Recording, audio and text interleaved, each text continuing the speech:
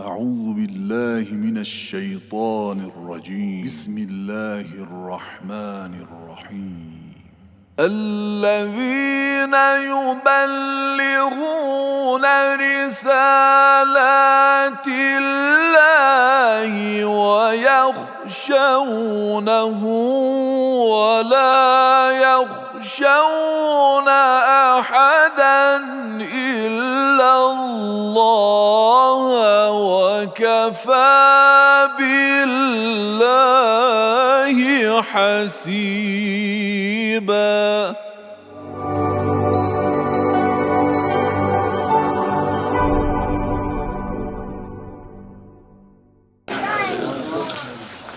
خداوند تبارک و تعالی قلوب همه ما رو به نور امامت و ولایت منور و نورانی بگرداند اجماعاً. صلوات رو قرار خواهد.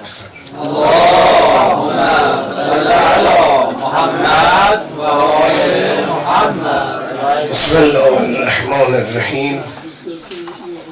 الحمد لله رب العالمین.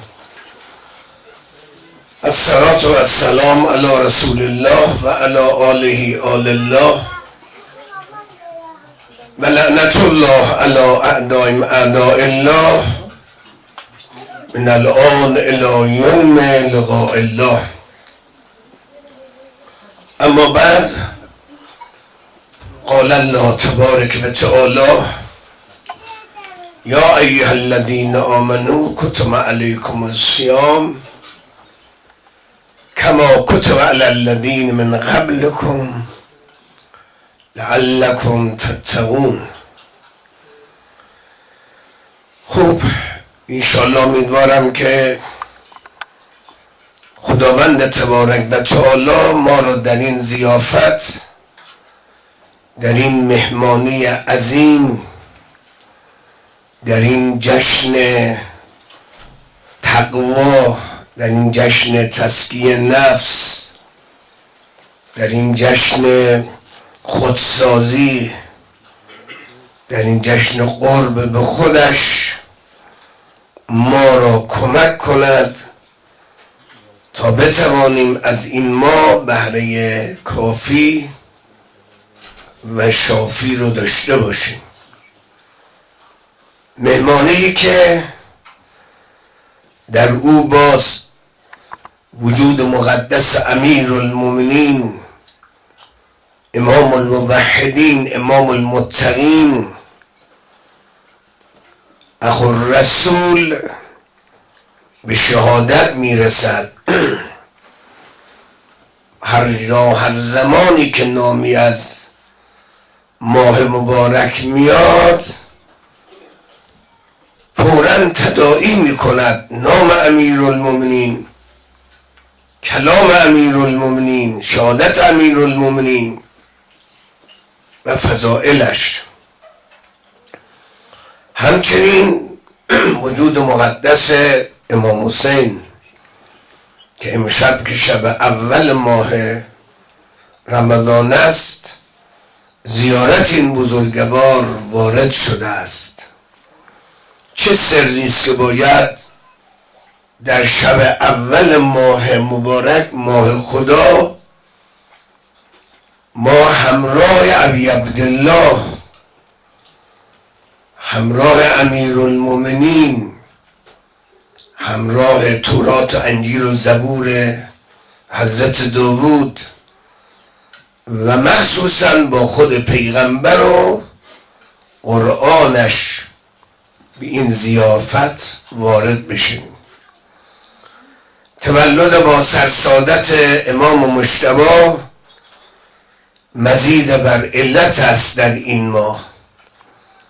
شبهای قدرش با زیارت امام حسین آنقدر وارد شده باشد، در شب عید فطرش زیارت این بزرگوار وارد شده باشد.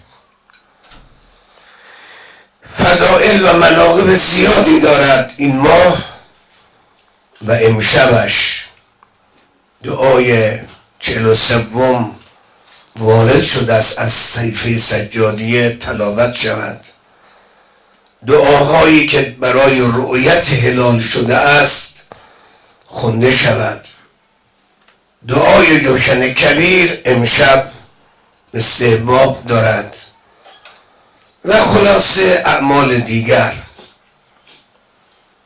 انشالله امیدوارم که بتوانیم از این ماه همونطوری که در این دعا عرض میکنم هم ما در این ماه سالم باشیم، اذیت جسم و روح و عافیت و سلامت روح و جسم، و این ماه هم ما او رو سالم نگه داریم، سالم تحویل بدیم.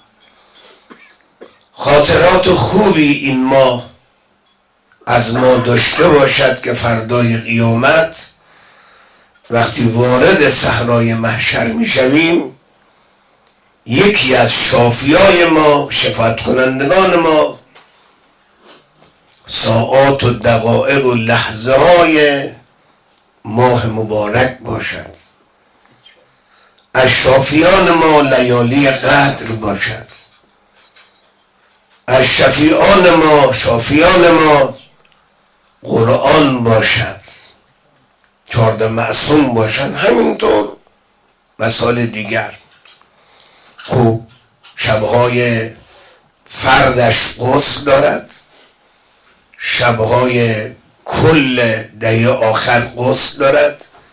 این غسلها همه در حقیقت پیامی دارند که بیا ماه طهارت است، طهارت روح، طهارت جسم و جان، طهارت قلب و مغز و فکر، طهارت مال و اموال و طهارت زبان، طهارت چشم، طهارت گوش، طهارت پوست و خون و موی بدن، همونطوری که در اون روایت فرمود فاذا صمت فلیصم سمعک و بصرک و جلدک و شعرک و تا آخر حضرت 10 چیز رو شمردن.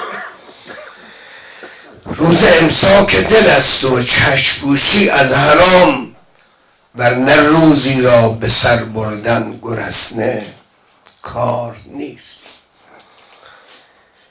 این دعا رو حضرت صادق علیه السلام رسول الله است، جان رسول خداست، زبان قرآن است، کلامش قرآن ساعد است.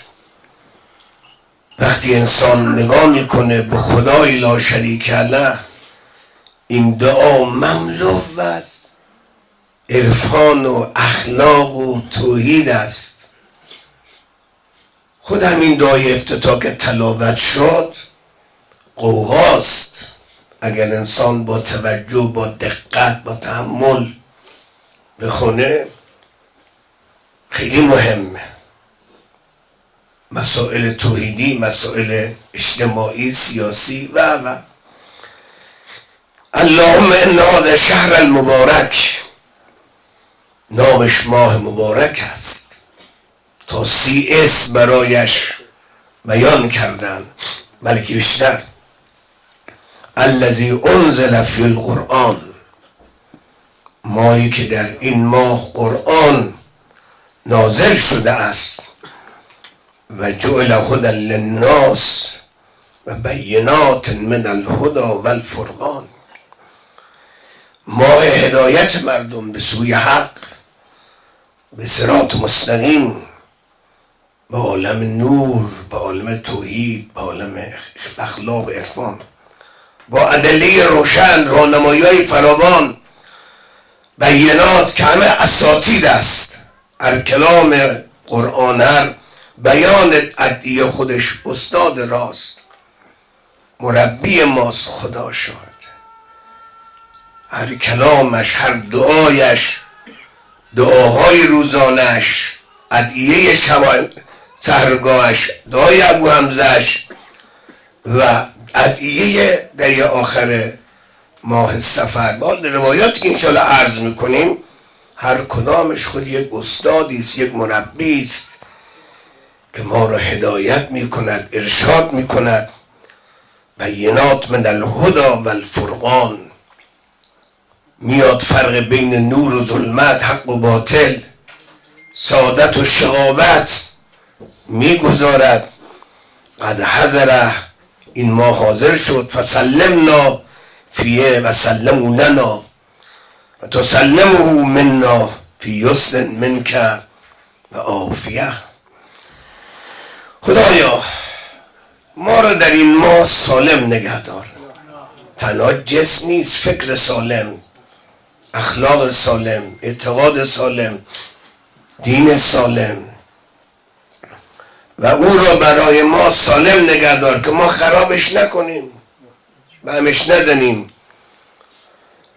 ما را هم به سلامت بدار، او هم به سلامت باشه، ما خرابش نکنیم، تخریبش نکنیم، تا فردای قیامت تحویل اون عالم بدهیم. فی یسر منک و عافیت، در فراخ باشیم، در یسر باشیم، در آسایش باشیم، در عافیت باشیم.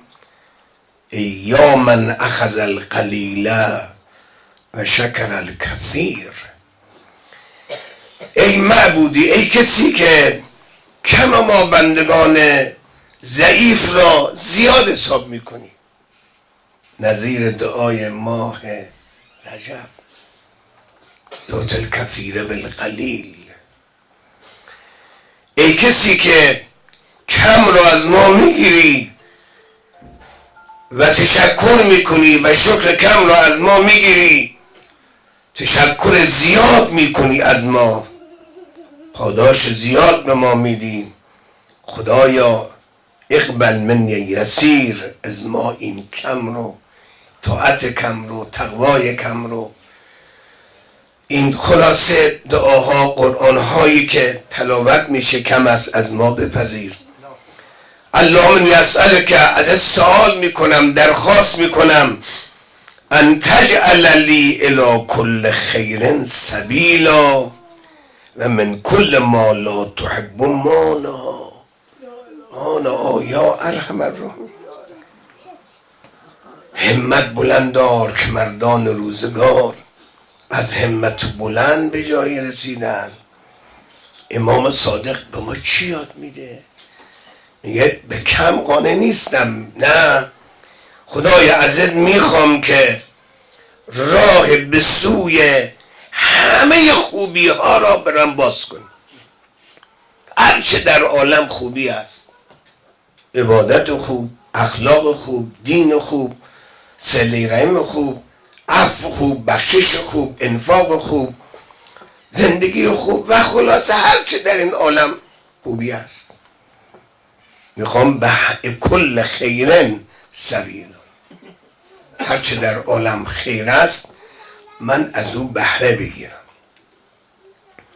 و من کل ما لا تحب مانا، هر چیزی که تو نمیپسندی، دوست نداری، خدای ازت میخوام یک مانعی سر راهم بیار، یه مانعی بیار، یه سدی کن که من اون چیزی که تو دوست نداری انجام ندم، چی تو نمیپسندی انجام ندم.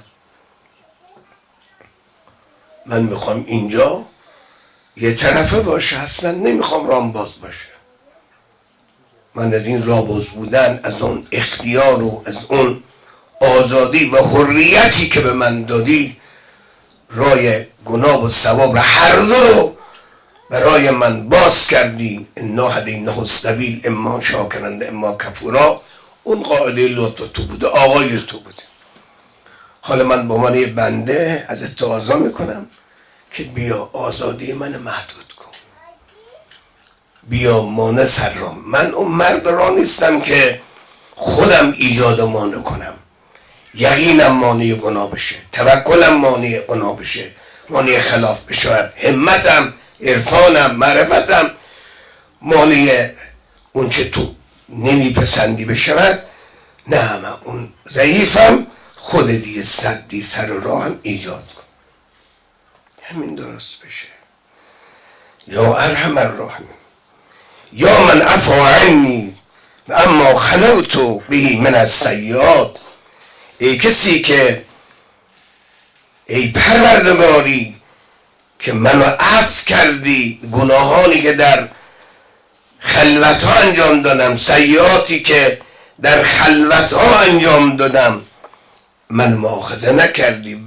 یا من لم یؤاخذنی به ارتکاب المعاصی، این همه گناه کردم، این همه معصیت کردم، مثل این که اصلا تو از من حیا کردی، من از تو حیا نکردم. برعکس شده، باید من حیا کنم از تو، تو از من حیا میکنی. ما در لعن دعاها مناجاتها والله این عبارت دیده میشه که گویا آره تو از من حیا میکنی.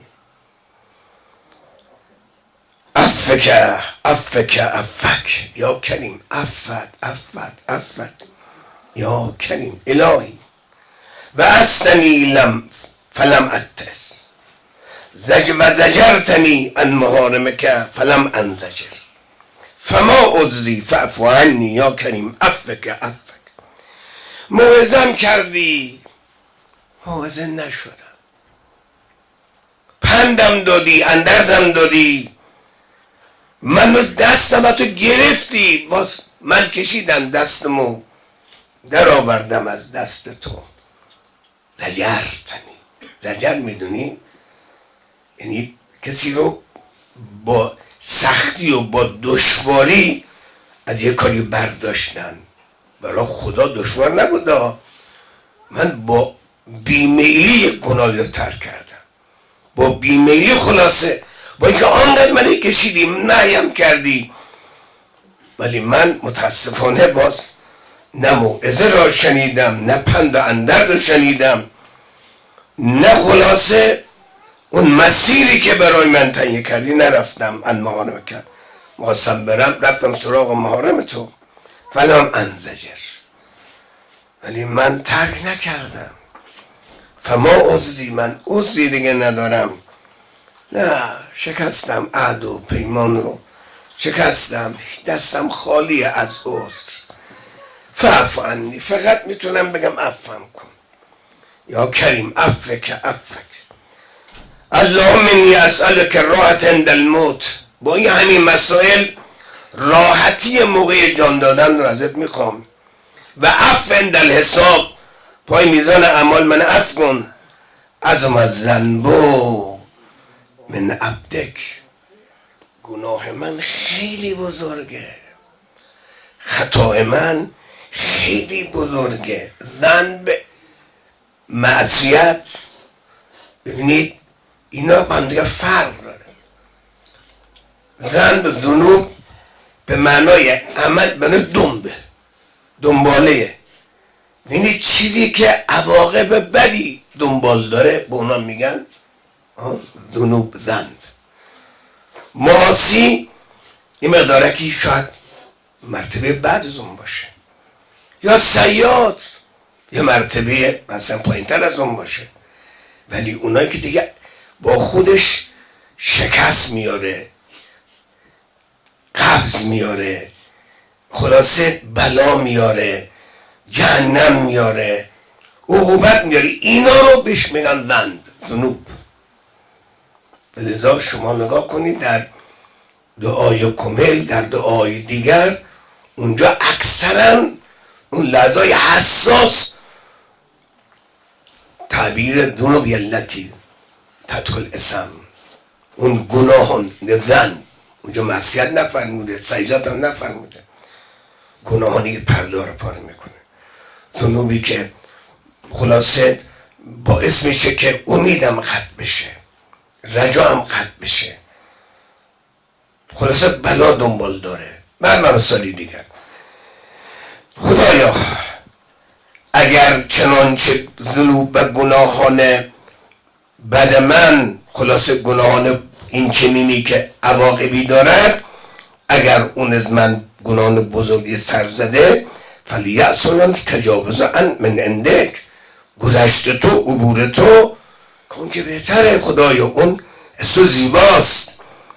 یا اهل التقوی و یا اهل المغفره عفک عفک اللهم ان عبدك اللهم انی عبدک و ابن عبدک و ابن امتک ضعیف فقیر الى رحمتک و انت منزل الغنی و البرکت علی العباده قاهر مقتدر احصیت اعمالهم و قسمت ارزاقهم و جعلتهم مختلف السنتهم و الوانهم و خلقا من بعد خلق لا یعلم العباد علمك و لا یقدر عباد قدرك و کلنا فقیر الى رحمتك فلا تصرف عني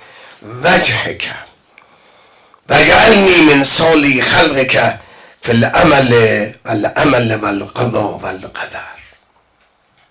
خوب، نکات بسیار مهمی داره که حالا بقیش انشالله میذارم فردا شب اگر زنده بودیم. خدایا من بنده‌تم، پسر بنده‌تم، پسر کنیزتم، ضعیفم، فقیرم به سوی رحمت تو، به تو خلاصه محتاجم، به تو وارد شدم، تو غنی هستی از عبادت من، طاعت من و معاصی من به تو ضرری نمیزنه.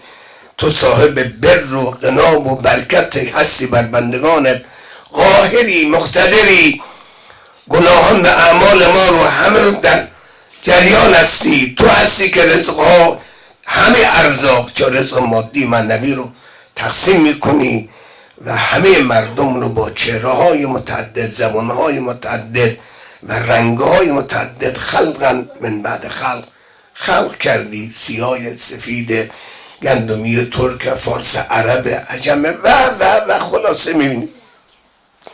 لا یعلم العباد علمک، مردم نمیدانند علم تو چیست ولی تو میدانی. بندگان نمیدانند قدرت تو رو ولی تو قادری. کلنا همه ما فقیر به سوی رحمت تو هستیم. در آخر چی؟ فلا تصرف عنی وجهک. خدایا صورت لطف و عنایت تو از ما بر مگردان و مرا از بندگان صالح قرار بده از میان مخلوقات، چه در عمل چه در عمل. عمل اولی به معنای اعماله ولی عمل به معنای آمال و آرزوهاست. خدایا میخوام هم اعمالم خوب باشه هم آمالم آمال خوبی باشد و با قضا و قدر خوبی روبرو بشم. اون وقت اوج این دعا اگر زنده بودیم فردا شب است. بر محمد و آل محمد صلوات. اللهم صل علی محمد و آل محمد.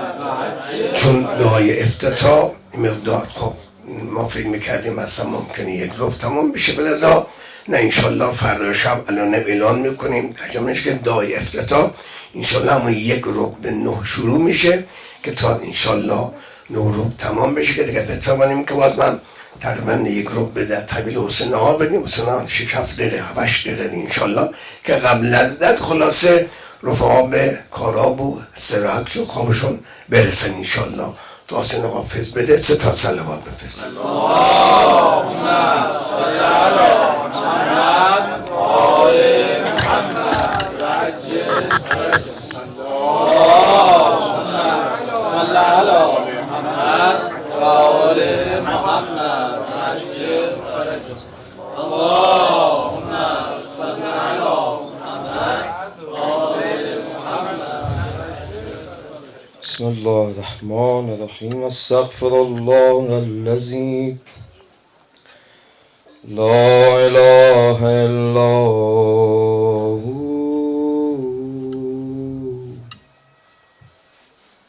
من جمیع ظلمی و جرمی علی نفسی و اتوب الیه. گدا را تو با دیده تر ببخش،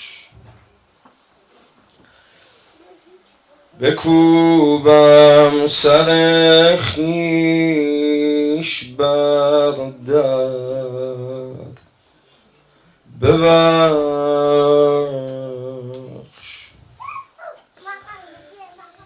بیا قبل از آنی که رسوا شوم، به پیش همه روز محشر ببخش. به امن یجیب امام زمان، تو را جان آقای مستر ببخش. شدم خاک نعلین شاه نجف، مرا این سحر جان حیدر ببخش. یا الله گناهان فرزندها را بیا، دم آخری جان مادر ببخش. کدوم مادر قسم میدم جان آن که خودش گرفتار شد پشت یک در ببخش.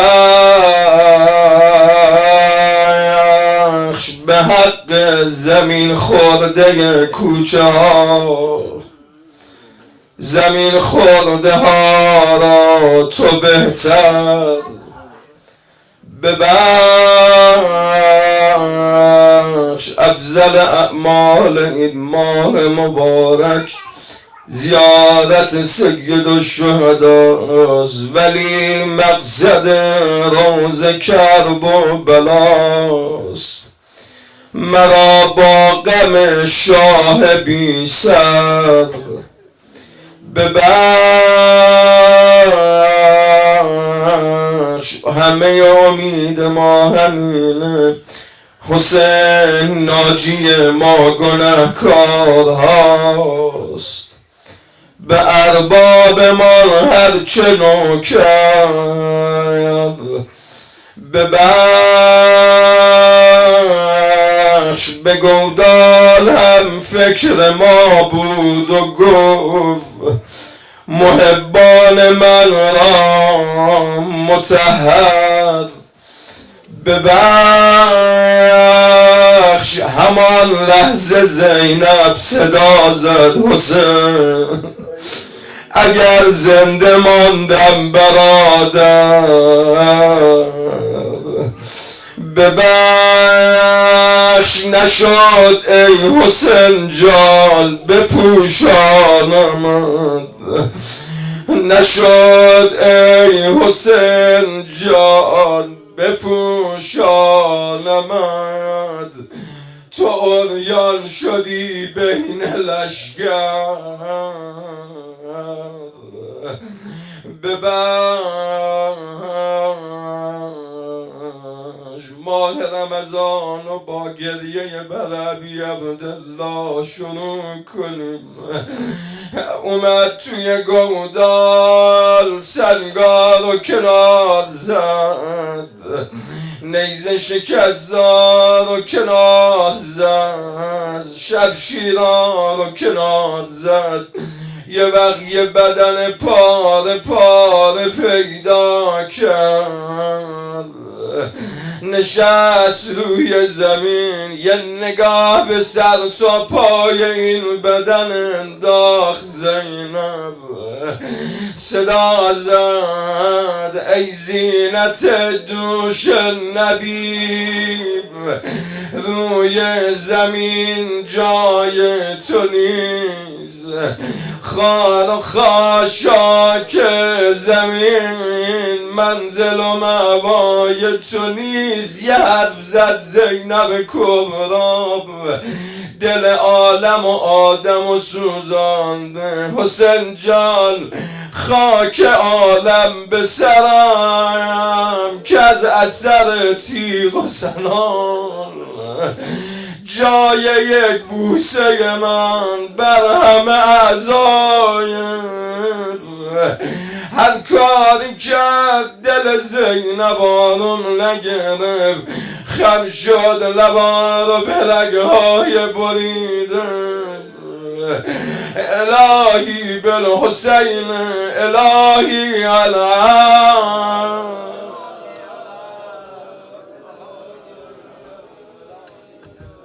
نسألك وندعوك اسمك العظيم الأعظم يا الله يا الله يا الله يا الله يا الله يا رحمن يا رحيم يا مقلب القلوب ثبت قلوبنا على دینک. خدایا در این شب اول ماه رمضان اولین درخواست ما این است که سر تقصیرات ما بگذری، ما را ببخش و بیامرز. اموات این جمع اموات من آسی مخصوصا در گذشته پدر بزرگوار برادر آقای موسی نجات جناب آقای دکتر موسی نجات غریق رحمتت بفرما. عزیزانی که در سالهای گذشته چه زن مرد پیر جوان در این مجالس بودن امسال بالاخره زیر خروارهای خاک هستن، اونا رو غریق رحمتت بفرما. توفیق درک لیالی قبل این قدر و این ایام رو به ما عنایت بفرما. توفیق بندگی طاعت به ما عنایت بفرما. اسلام و قرآن ما، دین ما، رهبر ما، مملکت ما، نسل جوان ما، ناموس ما را از خطرات مسئول محفوظ بدار. امام رضا را از ما راضی بگردان. خدایا فرج امام زمان ما را برسان و عجل فی فرج مولانا صاحب العصر.